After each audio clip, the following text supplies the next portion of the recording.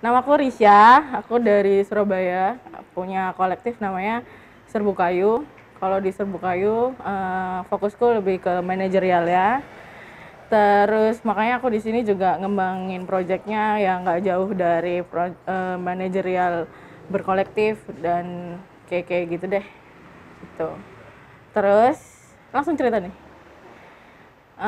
Pertama kali datang ke Good School itu yang aku lihat disambut dengan dapur yang berantakan, yang nggak keurus gitu. Jadi kayak oh ini tempatnya gitu. Terus kayak pengen banget untuk apa ya, ngebersihin gitu rasanya, kayak maksudnya ngebersihin tuh dalam artian bikin itu jadi tempat yang lebih menyenangkan gitu untuk buat kalau misalkan kita masak tuh kan pengen ya kalau misalkan masak tuh bersih dulu baru kita masak kayak gitu-gitu sih, istilahnya kayak mengaktifkan gitu loh, mengaktifkan. Jadi kayak nggak cuma belatokan berantakan gitu aja, tapi emang bener-bener dirawat, dipakai, dan bisa jadi sesuatu di situ.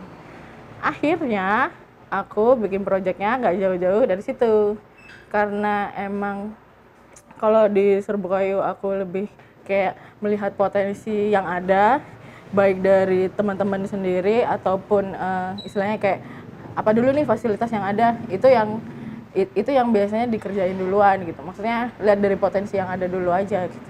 Akhirnya aku bikin project Bubariah. Bubariah itu dari kata bubar kuliah. Bubaria juga kan namanya seorang apa ya, ibu-ibu Madura penjual rujak di Siunyil. Nah itu sih yang awalnya jadi lucu juga nih namanya Bubaria aja gitu. Karena operation hour-nya kita biasanya habis lepas kelas, jadi kayak kelas itu jam 10 sampai jam 4, terus ntar jam 5-nya kita udah bisa buka gitu. Bubaria itu kan kita emang prosesnya udah lama ya, dari awal Februari, dari Februari sampai akhir semester ini. Kita running dapur ini untuk dijadikan tempat usaha. Kan kebetulan anak-anak di sini itu yang ikut kelas reguler Good School adalah anak-anak dari luar kota, kebanyakan emang dari luar kota dan dari kolektif yang berbeda-beda. Akhirnya kita di sini istilahnya berusaha untuk survive dulu nih gitu. Apa sih yang bisa dilakuin gitu. Yang penting kita bisa makan istilahnya. Makan udah beres baru nih kita ngomongin proyek-proyek yang lain gitu. Jadi pengennya Bubaria ini jadi unit usahanya dari kolektif baru yang kita bentuk, kolektif temporer ya, yang kita bentuk di sini di Good School gitu. Jadi kita patungan untuk bikin usaha ini. Awalnya kita punya dana dari tumpah ruah, habis itu kita kumpulin semuanya. Itu kalau nggak salah waktu itu tumpah ruah pertama kali ada di Good School. Terus kita jualin apa aja yang kita punya, kayak baju bekas lah, terus merchandising kayak gitu-gitu. Awalnya sih kita waktu itu udah kepikiran jualan makanan oke nih gitu, tapi ternyata kita ntar dulu deh, modalnya belum cukup nih gitu untuk jualan makanan gitu, jual yang ada-ada dulu aja gitu. Jadi anak-anak ada yang punya merchandise, ada yang punya baju-baju second, akhirnya kita jualin semuanya dan lumayan tuh, dapat sekitaran 4 jutaan lebih. Akhirnya dipotong untuk kas kelas itu sekitar 800 ribuan. Jadi dari dana 800 ribu itu akhirnya kita kelola untuk bikin usaha kuliner.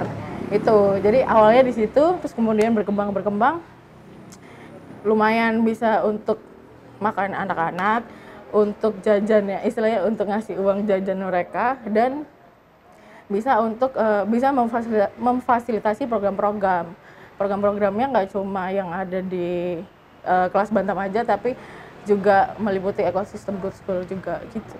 Proyek akhirnya akan diadakan di sini dong, di markas besar Bubaria. Soalnya ini kan mungkin ini akan menjadi yang terakhir, makanya kita adakan di sini. Terus sekalian farewell mungkin, atau mungkin Bubaria ini akan ada di sini, atau mungkin Bubaria juga bakal dilanjutin di kotaku, atau mungkin ada yang berminat di tempat lain. Itu bisa banget, soalnya kan emang Bubaria ini mungkin nggak cuma punya aku aja, tapi punya teman-teman kelas Bantam semuanya. Apa aja sih yang bakal lo tampilin di proyek akhir? Kita mau nampilin sebuah proses dari pertama kali kita ada di sini sampai terakhir kita di sini. Gimana sih kita caranya memulai ini, terus habis itu ketika di akhir-akhir ini kemudian harus tutup karena ada renovasi, terus akhirnya kita padahal udah ekspektasinya udah nanti kita mau bikin program kayak gini, ternyata harus apa namanya, harus ya nggak jadi deh gitu karena emang ada renovasi yang kayak gitu-gitu. Jadi ya cerita-cerita yang kayak gitu gimana akhirnya kita survive meskipun nggak ada bubaria kayak gitu deh. Ceritanya lebih ke arsip kita selama berada di sini. Terus kemudian yang pengen diobrolin sebenarnya